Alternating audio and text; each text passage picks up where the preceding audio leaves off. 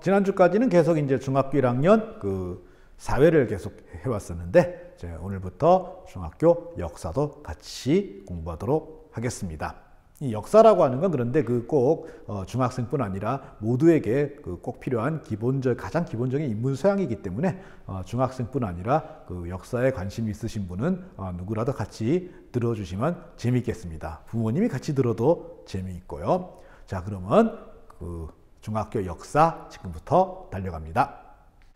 작년인가요? 그 명절이란 무엇인가 뭐 이런 칼럼 때문에 어느 그 교수님이 굉장히 유명해지셨던 기억이 나는데, 그래가지고 무엇이라 무엇인가 이런 말을 쓰기가 조금 민망해졌어요. 그래도 이 말을 할 수밖에 없어요. 역사가 뭘까요? 여러분들 역사가 뭐라고 생각하세요? 역사란 무엇인가? 너무 어렵게 생각하지 맙시다. 아주 쉽게 생각해 봐요. 그 쉬운 데서부터 차례차례 얘기를 풀어나가면 되니까요. 역사란 일단 과거에 있었던 일이죠. 우리 역사는 예언이 아니잖아요. 역사는 어쨌든 전부 지금을 기준으로 과거에 있었던 일에 대한 것이 다 역사예요. 이게 꼭 뭐 우리나라, 우리 민족, 뭐 세계 뭐 이런 식으로 거창할 필요는 없어요. 여러분 개개인들도 옛날에 내가 이런 일을 했었지 하고 생각하게 된다면 그것도 역시 여러분의 역사예요.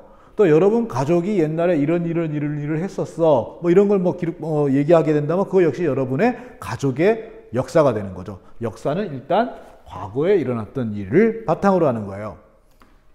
다음, 이 과거에 뚝 잊고 말아버린 게 아니라 이 과거에서 일어났던 일인데 이게 쭉 지금까지 어떻게 이어져서 뭔가 지금까지 과거와 현재를 연결하는 어떤 흔적을 남긴 거, 이게 역사예요. 일어났던 일, 그리고 옛날부터 지금까지 쭉 이어져 왔던 어떤 우리 선조들로부터 지금까지, 과거로부터 지금까지 이어져 왔던 이러한 흔적들을 우리는 어떻게 알게 될까요? 이거를 탐구하여 얻은 거라야 돼요. 그러니까 옛날에 어떤 일이 있었어요. 옛날에 어떤 일이 있었는데 그걸 오늘날을 우리는 알 수 없잖아요. 옛날에 어떤 일이 있었다라는 걸 알려면 우리는 뭔가를 해야 되겠죠. 자료를 조사하든지 뭐 유적을 발굴하든지, 그리고 어떤 그 남들은 무심히 보아넘긴 어떤 물건 속에서 옛날에 이런 일이 있었을 거야라는 추리를 해내든지. 그래서 어쨌든 그 과거에 어떤 일이 있었고 그 과거에 이런 일이 있었다라고 하는 어떤 흔적이 있고 할 때 이거를 통해 가지고 탐구하여 지식을 얻고, 그리고 그거를 하나의 스토리로 만들어낼 수 있을 때 그게 역사가 되는 거죠. 자, 그래서 역사는 이 두 개의 교집합에 자리 잡고 있습니다. 옛날에 어떤 일이 있었다라는 사실, 그리고 그 옛날에 어떤 일이 있었다라고 하는 게 문자로 전해져 내려오는 기록. 사실 이 기록이 없으면 우리는 이 사실을 알 방법이 별로 없어요. 그죠? 그 타임머신을 타고 가서 보지 않은 다음에야 이미 지나가 버린 시간의 사실은 그냥 우리가 확인할 수 없는 거죠. 그러나 그 시대나 그거를 확인할 수 있었던 사람들이 기록을 남겼다면 우리는 그 기록을 보고서 옛날에 이런 일들이 있었을 거야 라고 얘기할 수가 있게 되는 거죠. 그런데 이 기록에는 또 문제가 있어요. 어떤 문제가 있죠? 그쵸? 쓰는 사람 마음이에요. 만약에 이 기록을 남긴 사람이 실제로 보거나 들은 걸 쓰지 않았다면, 혹은 보거나 들었지만 그거를 자기 입장에서 막 왜곡해서 썼다면, 혹은 아예 완전히 순전히 뇌피셜로 썼다면, 이게 수백 년 전의 기록이 우리에게 전해졌을 때 우리는 이 기록이 기록을 작성한 사람이 자기 멋대로 고쳐 쓴 건지, 아니면 정확하게 자기가 보고 들은 걸 쓴 건지, 아니면 완전히 뇌피셜로 쓴 건지를 확인할 수가 없잖아요. 이거 역시 우리가 타임머신 타고 가가지고 이거 기록한 사람이 어떻게 하나 이거 봐야만 되는데, 그래서 이 기록 하나만 가지고는 우리는 역사를 탐구해서 지식을 얻고 이야기를 만들기에는 충분하지가 않습니다. 그러면 뭐가 필요하죠? 바로 실제 물질적인 증거가 필요한 겁니다. 그래서 그 어떤 유물 혹은 어떤 그 건물이나 뭐 이런 터 같은 유적. 그래서 물질 실제로 그 사물 물질로서 확인할 수 있는 증거가 되는 그 유물과 유적, 그리고 그 사실이 있었다라고 하는 문자로 된 기록, 이 두 개가 서로 잘 어우러져야 비로소 우리는 과거에 있었던 일을 우리의 지식으로 만들 수 있습니다. 물론 100%는 아니겠죠. 이것도 어디까지나 전부 우리가 머리를 한참 써서 만들어낸 추리해낸 결과가. 하지만 이렇게 그 사실과 기록을 서로 막 연결 지어가면서 충분히 추리하고 증명해가면서 만들어내지 않은 그 역사란, 이거는 누구도 확인할 수 없는 것이기 때문에 이때부터는 역사라기보다는 그 판타지가 되기가 굉장히 쉽습니다. 요즘 우리나라의 역사라기보다는 판타지라고 할 수 있는 것들이 많이 돌아다녀 가지고 우리는 그 부분에서 굉장히 조심을 많이 해야 할 겁니다. 근데 문제는 인류의 역사에서 문자 기록이 만들어진 시기가 굉장히 짧다는 거예요. 오늘날 우리와 같은 종류의 현생 인류가 지구 위에 돌아다니게 된 게 아무리 짧게 잡아도 20만 년, 30만 년을 잡는데 말이죠.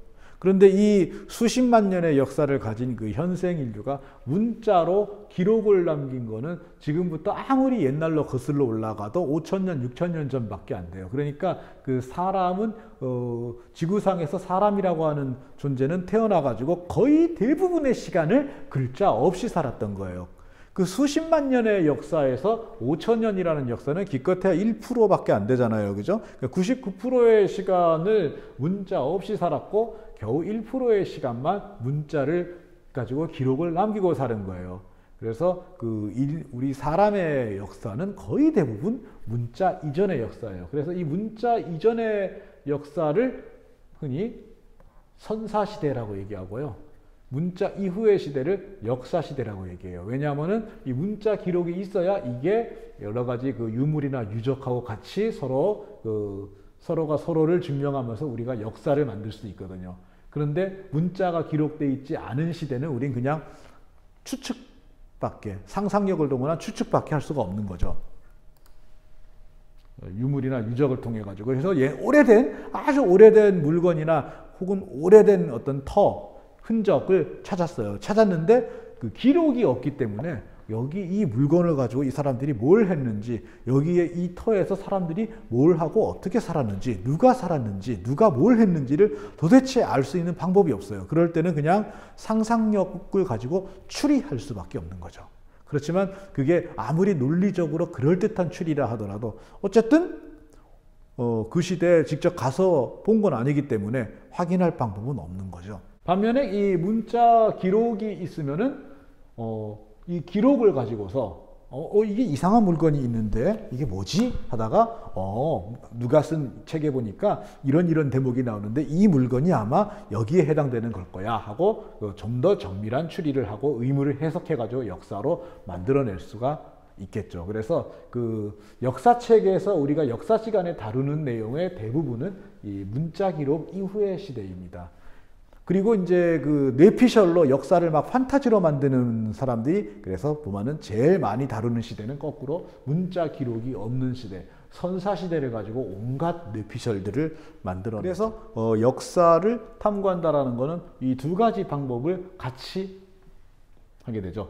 경우에 따라서는 유물이나 유적이 먼저 발견이 될 수도 있죠. 유물이나 유적이 먼저 발견이 되면 이게 도대체 뭐 하는 물건인가, 여기 어떤 사람들이 살았나를 추리할 수 있는 근거를 기록을 통해서 찾을 수가 있죠. 그래서 기록을 통해서 이게 이런 거였구나 하고 의미를 해석하겠죠. 그런데 거꾸로 기록을 먼저 찾을 수도 있죠. 옛날에 여기에 누가 어떤 일을 했다고 한다. 그런데 이게 사실인지 아닌지 확인하려면 뭐가 필요하죠? 증거가 필요하죠. 그래서 또 열심히 땅을 파거나 해서 유물이나 유적을 찾아가지고 봐라, 이 기록을 입증할 수 있는 증거가 여기 있다. 이렇게 이제 사실로 확정하는 그런 방법이 있죠. 그래서 이 두 가지가 역사를 탐구하고 공부하는 전형적인 방법입니다. 그래서 이 두 가지를 거치지 않고 나온 여러 가지 주장들은 전부 어디까지나 가설에 불과한 거예요. 그거는 역사가 아닌 거죠. 아휴, 머리 아파. 그럼 도대체 이렇게 머리 아프고 까다롭게 역사를 왜 공부하는 걸까요? 우리 마음을 한번 정리해 봅시다. 혹시 역사에 관심이 있는 친구라면 그 자기 관심에 따라서, 혹은 역사에 관심이 없는 친구라면은 지금이라도 역사를 왜 공부하는지 한번 생각해 봅시다. 뭐 짜증나면은 짜증난다고 써도 좋아요. 자, 그래서 그 빈 공책을 하나 펼쳐놓고 여기에다가 적어 봅시다. 역사를 공부하는 까닭은 무엇일까요? 다 적었나요? 자, 그러면은 선생님하고 한번 맞춰볼까요? 같은지 다른지.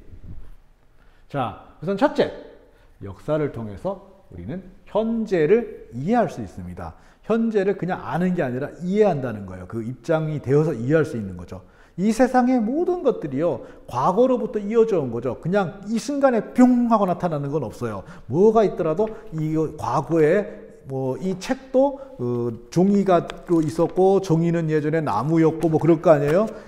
여러분의 지금 모습도 그냥 어느 날 갑자기 눈 떴더니 지금의 모습이 된 게 아니죠. 다 거쳐온 시간이 있는 거예요. 그래서 역사를 공부한다는 것은 현재를 깊이 이해하는 가장 확실한 방법이 되는 겁니다. 그래서 어떤 분은 이 세상의 모든 죽음은 자살이다, 이런 말을 하기도 했어요. 왜냐하면은 그 죽음에 이르기 전에 수많은 과거의 선택들이 쭉 쌓여온 거거든요. 그래서 그 과거의 선택들은 다 누가 한 거냐면 자기가 한 거예요. 그래서 우리는 모든 죽음은 따지고 보면 과거에 있었던 여러 가지 작은 선택들, 스스로 한 선택들이 쌓여서 어느 날의 죽음의 결과가 된 거기 때문에 결국은 자살이다, 뭐 이렇게 얘기를 합니다. 물론 저는 이 말에 100% 동의하진 않지만요. 어쨌든 현재는 아주 오래된 과거로부터 쭉 쌓여온 수많은 선택들의 결과다라고 하는 부분은 우리가 충분히 귀담아 들어야 될 말인 겁니다. 그래서 현재를 이해하려면 어떻게 해야 된다? 과거를 충분히 이해해야 된다. 내가 지금 왜 이러냐? 이거를 이해하고 싶으면은 내가 옛날부터 지금까지 해왔던 일들을 쭉 되돌아봐야죠. 이게 바로 뭐예요? 여러분이 굉장히 싫어하는 말인데 반성이죠. 그럼 거꾸로 현재 오늘날 우리나라가 어떤 상태인가를 이해하려면 어떻게 해야 될까요? 맞아요. 우리나라의 옛날부터 지금까지를 쭉 알아봐야 돼요. 즉 역사를 공부해야 되는 거죠. 다음은 교훈과 지혜를 얻습니다. 역사라고 하는 거는 과거 수많은 사람들의 선택과 행동들이 쭉 쌓여온 것들입니다. 그 중에서 의미가 꽤 큰 것들만 선택적으로 이렇게 기록이 돼서 우리가 배우는 역사가 된 거거든요. 그렇기 때문에 우리는 이 과거에 여러 사람들이 했던 의미 있는 여러 가지 행동과 선택들을 쭉 역사를 공부하면서 배우게 됩니다. 사람이라고 하는 존재가 이렇게 그렇게 큰 차이가 없어요. 서로 다 비슷비슷하기 때문에요. 옛날부터 쌓여왔던 수많은 선택들은 결국 오늘날 우리가 뭔가를 선택할 때에도 꽤 많은 도움을 줍니다. 그래서 우리는 지혜를 얻게 되죠. 아, 이럴 땐 이렇게 해야 되는구나. 아, 저럴 땐 저러면 절대로 안 되는구나. 이런 것들을 배우게 됩니다. 그리고 그 다음엔 똑똑해져요. 역사적으로 생각할 수 있게 돼요. 역사적으로 생각한다는 건 뭐냐면은 어떤 상황이나 어떤 물건이나 어떤 사람을 판단할 때 바로 그 시점에서만 판단하는 게 아니라 이것들이 혹은 그 사람이 여기까지 오게 되는 그 과정을 긴 시간을 통해 가지고 판단할 수 있게 되는 걸 역사적 사고라 그러는 거죠. 그러니까 굉장히 슬기로운 사람이 되겠죠. 아, 쟤 왜 저래? 짜증나! 이러면 이 사람은 역사가 없는 사람이에요. 그런데 역사적인 사고라는 사람은 제가 지금 저런 행동을 하는 배경은 뭘까? 얘는 가족은 이런 경로를 거쳐왔구나. 얘는 그리고 어디에서 누구를 사귀고 어떤 일을 하다가 이렇게 해서 지금까지 왔구나. 이런 식으로 생각을 하면은 우리는 그 상황을 굉장히 깊이 있게 이해하게 되죠.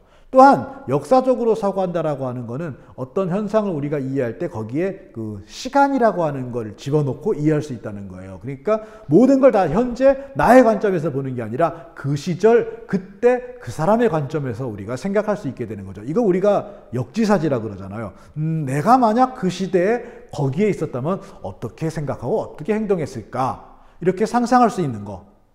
그리고 느낄 수 있는 거, 이런 것들이 모두 역사적으로 생각할 수 있는 능력입니다. 그래서 역사적으로 역사를 많이 공부하는 사람들은 자기 자신의 현재에 대해서도 굉장히 풍부하게 이해를 하고 있고요. 그 다음에 어떤 어려운 상황이나 뭐 골치 아픈 상황에 처해서도 그 멘붕에 빠지거나 그러지 않고 슬기롭게 이거를 헤쳐나갈 수 있고요. 그 다음에 그 쉽게 화를 내거나 뭐 그러지도 않습니다. 모든 것들을 다 그 입장에서, 그 시대에서, 그 시간에 가서 이해하려고 하는 태도를 가지고 있기 때문이죠. 그렇게 해서 충분히 다 이해했는데도 불구하고 도저히 용납되지 않는다. 그럼 어떻게 해야 되죠? 그때는 아주 강력한 분노를 해야 되겠죠. 역사를 많이 공부했다라고 하는 게 역사적 사고 능력을 가지고 역지사지를 한다는 게 그냥 무조건 좋아 그런 건 아니에요. 다만 그 순간 빠짓 이러지 않는다는 거죠.